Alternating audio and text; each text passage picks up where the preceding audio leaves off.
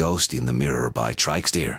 The man that hired me was pacing around the hallway of his house. He had been bursting with anticipation from the moment he had contacted me. His worried grimace turned into an elated one when he noticed my car lights turning up his driveway. I stepped out of the car, which had been wet by the ongoing drizzling rain, with my younger sister, Elizabeth, and walked to the front door at a fast pace, attempting to stay as dry as possible. I looked to Elizabeth, who was following right behind me up the cobblestone pathway to my client's house. "Remember, no talking with the client," I said, trying to assure her compliance. "I've gone with you before, I know the drill," Elizabeth replied. The client had already opened the door for the two, allowing us to enter the house, but the client closed the door again so quickly that it nearly hit Elizabeth as she came in. I felt a strange, unsettling chill go through me as I entered the house. The man, who was bald-headed and appeared to be in his mid-40s, stood in place for a moment, inspecting me from top to bottom. "So you are David Lancaster, right?" he asked. "That I am. I guess you're my client." The man stared at me again, ignoring Elizabeth completely, and nodded. "I thought you'd be older," he said.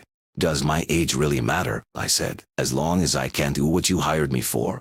"I guess not," the man said as he turned his gaze to the floor. "Follow me. It's up in the attic." The client led me and Elizabeth through his house, towards the stairs. His house looked like a bomb had gone off in there. I noticed scorch marks all over the place, and some bits of the ceiling were missing here and there. This and the fact that all the windows had become incredibly dusty over the years made the house quite creepy. No wonder the man called me over. During our walk to the staircase, I was distracted by a golden-framed mirror that had an eerily mesmerizing effect. Not to say that I looked particularly dashing that day, but something about the mirror just made you look into it for a while longer. I couldn't quite put my finger on it.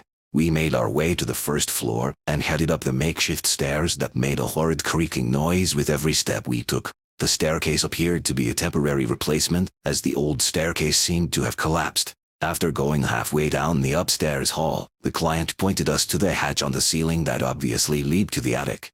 "It's up there," the man said, and he started pulling the handle. "The hatch tends to jam though. Hold on." After a while of pulling the handle, the hatch turned downwards with a loud pop, and the man pulled down the ladder that was stacked upon the upper side of the hatch, so that it could easily be extended. I looked up into the attic and immediately noticed a small hole in the roof, small enough to block out the rain, but large enough to welcome a dim ray of light into the small space, making it its only light source. The man wished me luck. I told him to head back downstairs and stay there, and I climbed up into the attic with Elizabeth. Elizabeth looked at me in fear, as she probably felt the same haunting chill as me. We waited for a while, staring into the darkness in front of us, expecting the chill to pass. When we realized the chill wouldn't pass, but was instead the reason we were there, I grabbed a small electronic device from my chest pocket. I turned it on and pressed the play button, after which a monotonous, slightly annoying tone played from the device. I put the small speaker back into my pocket as it kept emitting that strange, after all this time still nauseating noise. I looked to Elizabeth as the chill grew colder and an odd breeze was starting to come up inside the enclosed space, and she stared back at me with the same fear that was probably hiding in my eyes as well. "You just never get used to it." The disturbing 18.98 Hz tone that came from the device, feeling the presence of something unseen, and finally, the entity's reveal. Both Elizabeth and I were shocked to see what form the entity had taken. It was me. We both stared at the entity for a while it stared back at both of us. "You're seeing this, right?" Elizabeth asked. I turned to her and nodded, then quickly turning back to the entity that had revealed itself to our eyes. After a bit more staring, I decided to break the exponentially awkward silence. "Why do you take this shape?" I asked the entity in a seemingly fearless tone of voice, hiding my true angst. "Because I have no form of my own. It was taken from me," it calmly said in my voice. "But why do you take my shape? What shape did you take before?" Elizabeth looked at me with confusion. "Your form? It looks like me," she said. I looked at her, equally confused, but quickly realized what was going on. I turned back to the entity. "So you take the form of the beholder." "I see myself." Elizabeth sees herself, and I guess that man must have seen himself as well. The creature's suspicious frown turned into an intimidating smile. "You seem to have experience with matters like this. Tell me, what is that excruciatingly annoying noise?" it said. "It's 18.98 Hz infrasonic tone." It attracts the attention of beings that reside in the latent plane of existence, I replied. You mean it lures ghosts, it said, creepily smiling once again. Is that what you are? Elizabeth asked the entity. The entity did not respond to the question, but instead turned his head to Elizabeth, keeping its haunting smile. Tell me, it said as it turned back to me, what is that in your pocket? I saw into my chest pocket, looking at the device that was still playing its unpleasant noise. The device that is playing the infrasonic tone, I said. The entity's daunting smile turned back into the former suspicious frown. No, the other pocket, it said, starting to sound a bit angry. This response surprised me. How could it have known? However this was possible, I knew that I had to stop it from revealing more secrets. I quickly grabbed the device in my pocket and pressed the play button again, ceasing the tone and making the entity disappear instantly. What the hell was that all about? Elizabeth said to me. I told her that we should do some research on the history of the house before we proceeded to speak with the entity. I ignored all her pleas to tell her what the pocket thing was about, telling her that it was best for both of them if she just let it go. Because it really was. I asked the owner if he knew anything about the past of the house. He told me he only knew that a fire ravaged the house some 30 years ago. After the fire, the house stood vacant for a few years, until a man decided to buy the house to fix it up and sell it later. The man had suddenly changed his mind about the renovation for reasons unknown, although those reasons seemed very obvious to him at this moment, and decided to resell the house. It took him many years, nearly 2 decades, to finally find some avid new renovator that dared take on the difficult task of repairing the house. Most people weren't up to the challenge of fixing up such a devastated house. Others had visited the lot and were scared off by the daunting supernatural presence. Eventually, a man became interested in the house and bought it, namely the current owner, my client. A big mistake, as it turned out. The client gave me the last known contact information of the former owner. I told him I would return as soon as possible, and I drove to the address he had given me with Elizabeth. In the car, I caught Elizabeth trying to stare at me subtly every once in a while. After several times, I noticed that she was in fact staring at my right chest pocket, the pocket the entity was referring to. I kept to my opinion, it would be better for both of us if she didn't know what was in it. I had no idea how she would react to it if she were to discover it. It had been me and her for more than 6 years now. When I was 16 years old and Elizabeth was 14, our house burned down. My parents didn't survive the fire, so this case hit a bit close to home. From then on, it was me and her. I had told her to stay at home and keep away from people. It's safe to say that I became a little overprotective. But I couldn't lose her. Not her too. I assured her that I would provide an income to both of us, and that she needn't even come out of the house, ever. At the address, I indeed met the former owner of the house, who lamented that he thought he had heard the last of the house when he finally sold it. He told us the details of the house fire. He knew all about it, since he was a cop back then, and was assigned to the case.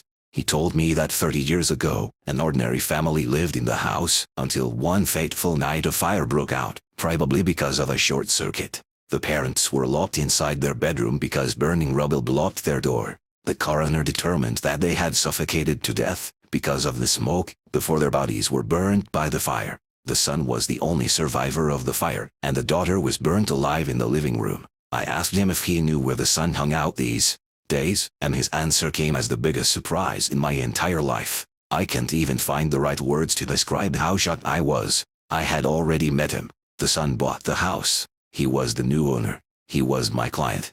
I thanked the former owner for what he had told me, and quickly started driving back to the house. The entity, presumably a ghost, must have been one of his deceased relatives. So if he had come into contact with it, then he must have realized this. Was he scared of the ghost? Was he working together with the ghost? Was he luring people to the house on the ghost's request for some reason? Whether it was an elaborate ruse or an unlikely coincidence, I had to get to the bottom of this. One thing he knew for sure about ghosts was that they were bound to something, or someone. Maybe they followed around the sun, or maybe they stuck to an object in the house. The biggest question that remained for me was what the ghost in fact wanted, and why did it choose to take the form of whomever looked at it. It was a ghost, a faded remnant of a person that once was, that once had a body, an image of its very own. I wondered what the ghost had meant when it said that its form was taken from it, but then I thought about it. The bodies of the parents and the daughter were burned beyond recognition. Their forms were taken from them. I figured that, seeing as the ghost appeared on its own and the daughter was still alive when she burned, it must have been her. Either way, I would discover the truth quite soon. Elizabeth and I arrived back at the house, and I parked the car behind the tall hedge in front of it, so my client wouldn't know I had returned. Who knows what he would do? Who knows what kind of foul plans he and his sister had planned for them? I stopped the motor and stared out over the countryside in front of us. It was still raining, like it had all day, and the moon had replaced the sun in the sky. Elizabeth waited in anticipation for what I had to say, but soon figured, quite correctly too, that I had no idea what I could say. "What are we going to do?" she said to me. I kept silent for a second and stared at the car's glove compartment. "We do the same thing we always do, Liz. We find whatever that ghost's bound to, and we destroy it," I said resolutely. Elizabeth looked at me with obvious traces of despair. She realized it was different this time. What if it's him? The brother? What if she's bound to him? I looked straight into her eyes, and knew exactly what she was thinking. What if it had been the two of us? She knew I would do anything for her, to save her, and vice versa. My response to the whole situation was perhaps hypocritical, but the right thing to do from an unbiased perspective. I asked Elizabeth to open the glove compartment and hand me the black, fake leather box inside. I heard her gasp as I opened the box. I took out the Smith & Wesson revolver that once belonged to my father, and opened the cylinder to show Elizabeth the 5 silver bullets inside. She had started to freak out, as I should have expected.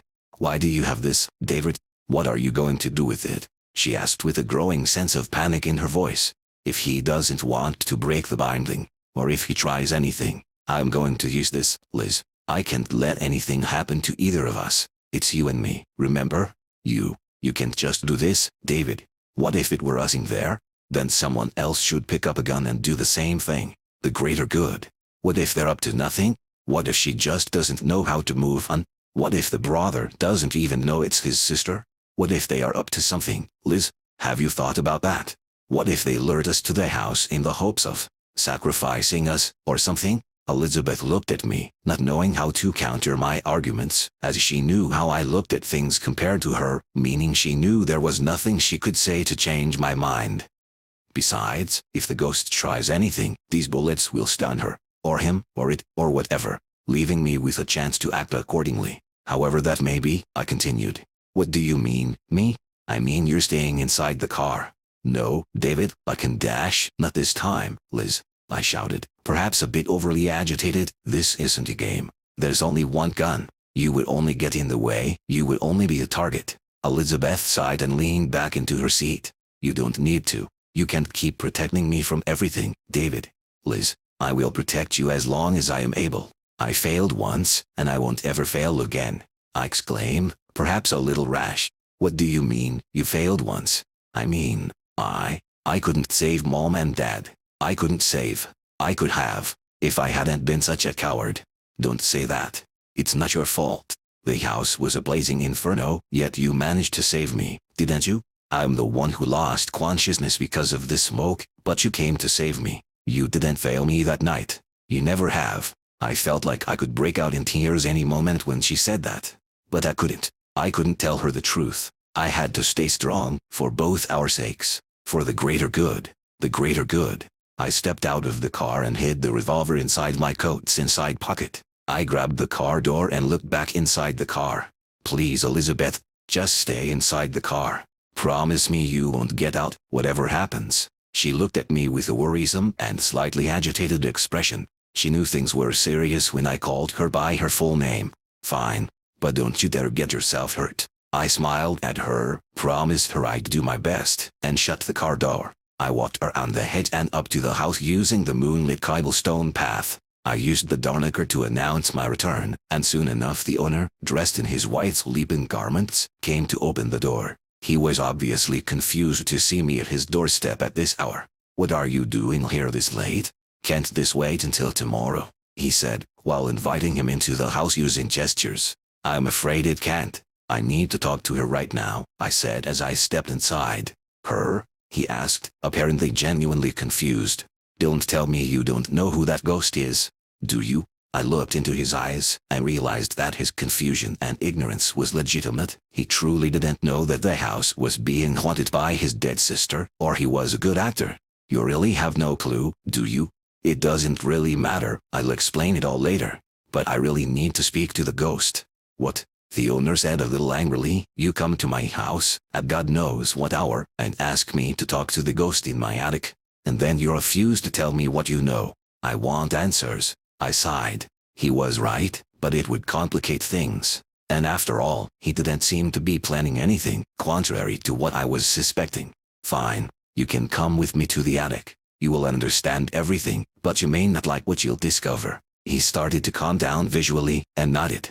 We walked to the stairs again, past the mirror, right up to the attic. We both stared at the hatch and then at each other in unison. You never actually told me. Why did you call me? What did you see? And why didn't you tell me you used to live here with your family? I said to him.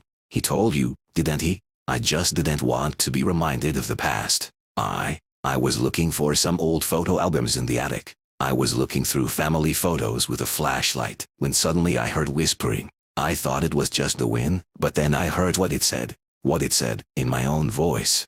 He paused, thinking back to that awful memory. What did it say? I asked impatiently. Suddenly, something creaked loudly in the attic, turning both our attentions to the attic hatch again. We gazed at in fear, dreading what was awaiting us up there. Help me. I looked at him, wondering about what he had just said, looking like I'd seen a ghost. Well, figuratively, in this particular case. That's what it said. Help me. I haven't been up there since, he continued. I figured the ghost intended to use the man for whatever it had planned. I turned my attention to the hatch again, and wondered why I was so scared of what lay ahead. Nothing violent had happened to anyone, but the haunting vibe that everyone felt when they entered the house made it clear that something ill was at play. It felt like some sort of instinctive warning, and it made me nearly sure that the ghost's intentions were evil. Let's do this, I sighed. We pulled down the hatch together, releasing the same loud pop I heard last time. The owner extended the ladder and was ready to go up, but I convinced him that he should let me go first. Once we both stood inside the pitch-dark attic, I took a small flashlight and the infrasonic device from my left chest pocket and turned them both on. I was doubting whether or not I should actually press the device's play button, but then I realized I had little to no choice. I initiated the tone, and soon enough I was pointing my flashlight at what appeared to be myself, but what was obviously the ghost. The owner gasped. Why does it look like me? He exclaimed fearsomely. It mirrors whomever is looking at it, so you always see yourself, I explained. The ghost seemed to have only two facial expressions, the suspicious frown and the daunting smile. It chose to take on the former. You're back. At least tell me you won't suddenly bail this time. I ignored the ghost's slightly mocking remarks, and decided to go to the point. Who are you? What do you want? I want a form of my own. What happened to you? You're the daughter, right? The owner looked at his mirror image in amazement. Rebecca? He exclaimed. When the ghost stared back at the owner with a hint of both hatred and nostalgia, his suspicions were confirmed, and he started saying, I am so sorry, Becca. I was confused as to what he was in fact sorry for, which the ghost picked up. He didn't tell you, did he? It was all his fault. The fire. The man started saying even louder. He just had to go and smoke a cigarette in his room, and then throw it away in his trash can, which was placed beneath his curtains. Then, he decided to go for a late-night snack. And we all know what happened afterwards. I looked at the owner. The fire was indeed his fault. Was his sister plotting revenge? But then why did she ask him to help her? Did she want him to help her gain a form of her own in exchange for her forgiveness? And what happened to you? I asked hesitantly. I was already fast asleep when I was awoken by my brother screaming for me and our parents. I left my room and soon enough I witnessed the flames engulfing my home. The stairs had collapsed, so this idiot here couldn't get upstairs to help us. The door to our parents' bedroom was blocked by burning debris. I spent so long trying to save them, while my brother stood downstairs, unable to do a thing, that the fire was turning into an inferno. I turned to saving myself after the roof collapsed and my brother couldn't even see me anymore. I crawled over the handrail and jumped downstairs, spraining my ankle. My only way out was by traversing the fallen debris. I sustained numerous burns, and once I had cleared the way, I tried jumping through the flames that blocked the path. Of course my stupid ankle wasn't exactly working with me, and I fell and next thing I knew, I was burning alive. The last thing I saw was me burning in that mirror. After processing the story and attempting to comfort my client and failing miserably, I tried to further my business. How exactly do you plan on gaining a form of your own? She now took to smiling creepily once again. I take over someone else's body, of course, she laughed. This was exactly the kind of thing I had been waiting for, the reveal of her evil intentions. I decided I wasn't having any of it, and took out the revolver. I'm afraid I can't let you do that, I spoke, as I pointed the gun at her.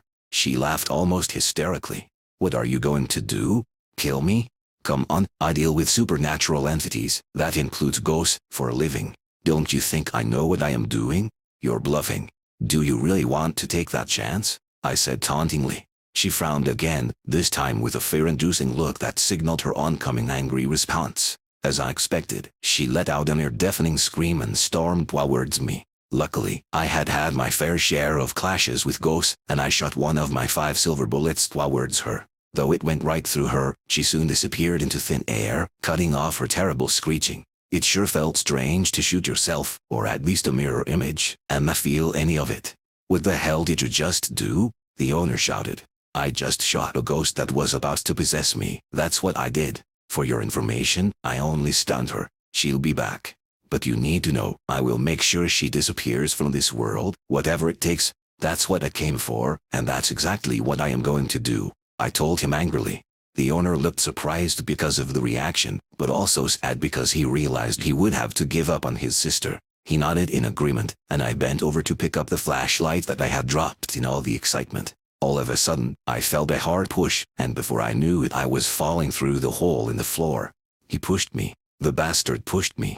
I came to a few seconds after I hit the ground and heard the infrasonic tone still playing. I was lying on my back, facing my outstretched arm that looked like it was trying to grab the revolver that lay beside me. I quickly remembered the situation I was in and grasped the gun tightly before pointing it to my client, who was still standing at the top of the ladder to the attic. I soon realized that he was inviting his sister to possess him, in an attempt to achieve redemption in her eyes. I put down the gun and grabbed the infrasonic device, pressing the play button as fast as I could to stop the sound from playing and keeping the ghost from manifesting. But I was too late. The owner turned around and looked down at me from the top of the ladder with the same smile that the ghost had shown me several times now, while I could only stare back at him in fear. I turned to the revolver to pick it up, but was then shocked to see the owner standing next to me, with his foot on top of the gun. My response was, instinctively, to run for my life. I stood up as quickly as I could and rushed through the hallway and down the stairs. I was running through the living room, when the ghost, now possessing her brother, appeared in front of me. I stopped in place, winced and felt like my heart could pound out of my body any moment. I decided to man up. What do you want with me? The ghost exclaimed, her brother's laugh. Do you really think I want to keep my brother's horrendous face? No, I'm going to need him. You, on the other hand. She grasped my neck with her firm, strong hand and lifted me from the ground. It'll be easier to possess you when you're dead. Less resistance, you know. Somehow, I decided to go for the first question that popped into my mind. How do you even know that? I stuttered. There's chatter on the other side, you know. Hell, imagine how boring these last 30 years would have been if I had actually been on this side all the time. I figured it might be a good idea to stall a bit, so I decided to keep the conversation going. What is it like? The other side? She smiled, seemingly admiring my childish interest in what went on behind the veil. I couldn't accurately describe it to you if I wanted to. Imagine a crowded train station. It's like a bunch of people waiting for a train that is never going to come. Some of those people are sitting by the side of the track, waiting for that train. Some of them are talking to one another. Some return to the other side, thinking they had to find peace to get to that train. But others, like me, understand that there is no train. I now know that the only way is back where I came from. It's not because there's a track, that there's a train. And what if you decide to follow the track? On foot? While her grip hadn't loosened a bit, my neck really started to hurt. Well, I told you I couldn't accurately describe it to you. The track. It's just not an option. I had so many possible follow-up questions that it took some time for me to pick one, which caused her to return her focus to the situation at hand. Right, where were we? Her grip tightened momentarily as she flung me behind her with a smooth turn, and I flew past the entrance hall, into a wall, slightly breaking it. She dauntingly stepped towards me. She stopped in front of me, grabbed a wrench from the table next to her and got ready to strike me with it. "Hey, at least now you'll understand what it's like," she laughed. She raised the wrench up in the air with great force, and right as I closed my eyes and raised my hands in front of me to protect myself, a loud bang echoed through the house. I opened my eyes and lowered my hands to see the owner, who now had a newly acquired hole in his chest, drop the wrench on the ground, after which he followed its example. Behind him was revealed to be Elizabeth, holding the revolver, which had smoke coming from the barrel. "Liz, what are you doing here?" I yelled. "Are you serious? I just shot the guy who was about to bash your head in, and you're angry that I came as soon as I heard a gunshot." Meanwhile, the owner was moaning, "I am sorry," on repeat until it slowly faded out into complete silence. "You don't understand, do you? His sister is going to back, angrier and more powerful than ever. But your device isn't playing, she can't materialize, right? Ever heard of a vengeful ghost? The rules don't always apply to them." As fear filled Elizabeth's eyes, I got up as quick as I could, feeling a terrible pain in my back from being thrown into the wall, and took the revolver from her. "We need to go, now," I shouted, pulling her along to the entrance hall. We reached the front door, but it wouldn't open no matter how hard I pulled the handle. It was then that I heard the ghost scream, now so high-pitched that it felt like a flashbang grenade had just gone off. I turned around, and saw her, back in her mirroring form, run up to Elizabeth, attempting to possess her. I quickly grabbed the revolver and shot at the ghost as she failed to take control of my sister, which she made apparent by releasing a few more deafening screams. The bullet, again, went right through her, but had the desired effect. She had returned to the other side again, until she would inevitably return. "We need to find what the hell is still keeping her here, and destroy it," I shouted at Elizabeth, who was only just recovering from what just happened. I dragged her along while she was trying to figure out a couple of things, and went towards the upstairs area. "It has to be one of the photo albums in the attic." She was able to speak to her brother when he was looking at some old family photos. As I walked up the creaking staircase, I noticed that Elizabeth was only following physically, but that her mind was elsewhere. But this could all wait. We were running out of time before the ghost returned. I grabbed the flashlight from the floor where I dropped it after I was pushed down from the attic, then proceeded to jump upon the attic ladder and climbed it as fast as my hands could follow. I turned on the flashlight and started searching everywhere for the photo albums, while Elizabeth reached the attic as well. "She couldn't possess me," she muttered silently. I was still looking for the albums, annoyed by the fact that Elizabeth decided to initiate this conversation now. "We really don't have time for this now," I yelled. "What if she comes back now and kills us both? Will we have time then?" I momentarily turned around and looked at her angrily. "Yes, we will, Elizabeth. We will have all the time in the world," I noted sarcastically, and went on to search for the family photos. Soon enough I noticed a box containing what seemed to be the albums, when I suddenly felt a shiver go down my spine. Elizabeth's subsequent scream confirmed my suspicions that the ghost had returned. I quickly fumbled around inside my right chest pocket and grabbed the old Zippo lighter that was inside. I lit up the lighter and turned my gaze forward, where, as expected, I set eyes on the ghost. "If you take as much as one step in this direction, you can say goodbye to your old family photos," I threatened. "So what? They are just photos of an extinct family. Who's going to miss them?" she responded mockingly. "You don't understand, do you? You are bound to one of these photo albums. Once it's reduced to ashes, you'll be stuck in that train station of yours, forever." She laughed, longer and more horrifying than ever before. "Is that what you think? I thought you'd be able to sense such items, like that lighter you're holding, as well.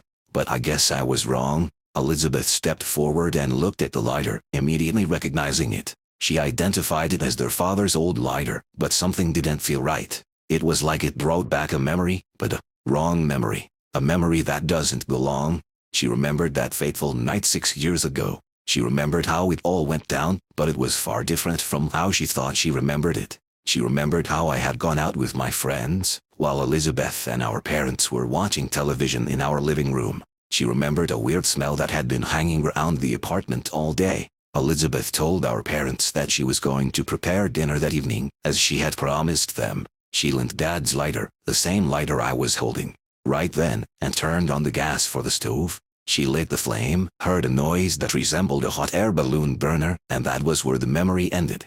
Then it hit her. As I quickly looked back at her, I saw that she knew. No, she muttered, completely shocked. Oh, she didn't know, did she? Now that makes sense. That's why you made me leave as soon as I mentioned what was inside your pocket. Why you're so very protective of her, the ghost said. No, no. Please, David, tell me it's not true. It can't be true. I sighed deeply. Of all the moments, of all the places, why did it have to happen now? It was inevitable anyway, wasn't it? Liz, where were you 2 years ago? I was with you, like always, she said desperately. Tell me something that happened that year. I can't come up with anything right now, but that doesn't mean you don't remember, Liz. Because you weren't there 2 years ago. She started sobbing even harder, but continued to state her disbelief under her breath. 3 years ago, I met an old man in a bar. He claimed to hunt supernatural entities. Of course, I laughed in his face, so he took me with him on one of his hunts. You can sure as hell say that I was convinced. From then on, I started hunting as well. I put up several ads for my services, and soon enough, I was hunting these entities full-time. Poltergeists, demons, banshees, I've seen them all, and I've vanquished each and every one of them. Well, not all of them. About a year ago, I was assigned to convince the old hunter I met in that bar, who had just passed away, to move on to the other side. But he told me that there was a way to resurrect people that had passed away, pull them to this side, erasing their memory of what happened to them. They would be able to interact with the world, but they could only be seen by the person who brought them back, or by other ghosts. Shut up. Shut the hell up. You can't. This isn't. It's not true, she screamed as she broke down. 6 years ago I came home from a night of drinking, completely wasted, to find fire trucks parked in front of my burned down house. A gas leak, they said. There were no survivors. I was 16 years old. Tears started rolling down my cheeks as well, as I remembered that horrible night. Among the things that didn't burn to the ground, was this lighter. Little did I know that you unknowingly bound yourself to it. Elizabeth looked up at me, quickly grabbed the revolver from my right hand and shot a bullet behind me. I had already moved out of the way, thinking she was about to shoot me, and saw that she had shot the ghost, who was about to attack me. I looked back at the box with the photo albums and a lighter in my hand, and decided to burn the box down, just to make sure the ghost hadn't been lying to me in an attempt to stop from vanquishing her. Come on, Liz, we need to get out of this house in case she was telling the truth, I said calmly. We rushed downstairs, not saying a word, but were once again stopped by the ghost in the living room.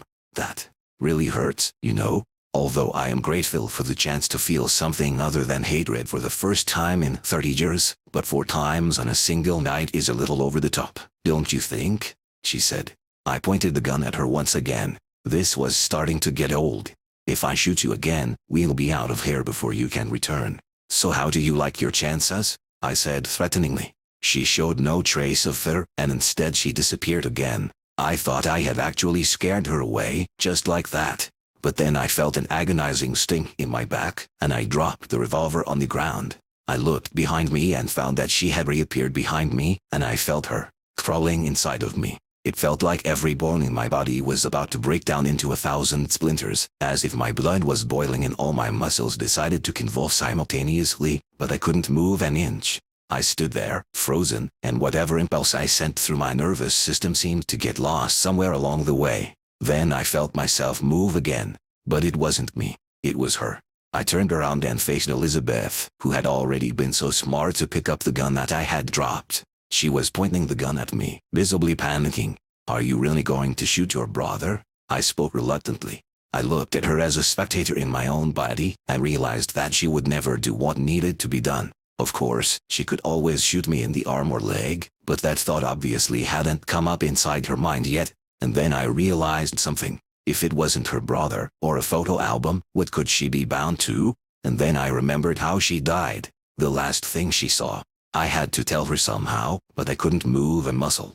But I had to try. I focused all of my power onto my eyes, and hardly succeeded in making them look to the right. Luckily, but exactly like I expected, Elizabeth noticed this out-of-place movement and saw what I had pointed my eyes at, the golden-framed mirror. She smiled, knowing that we would both be getting out of here. I wouldn't waste a bullet, would I? Elizabeth turned the gun to the mirror and fired the last bullet in the chamber. Next thing I remember, I was looking at the ceiling of the dark living room. I had only now noticed that all the light bulbs had burst. I blinked. I made me blink. I lifted my head and saw Elizabeth standing in front of me, holding the gun. Then I saw the shards of glass of the broken mirror that had fallen onto the ground. I was back. The ghost was gone. It was over.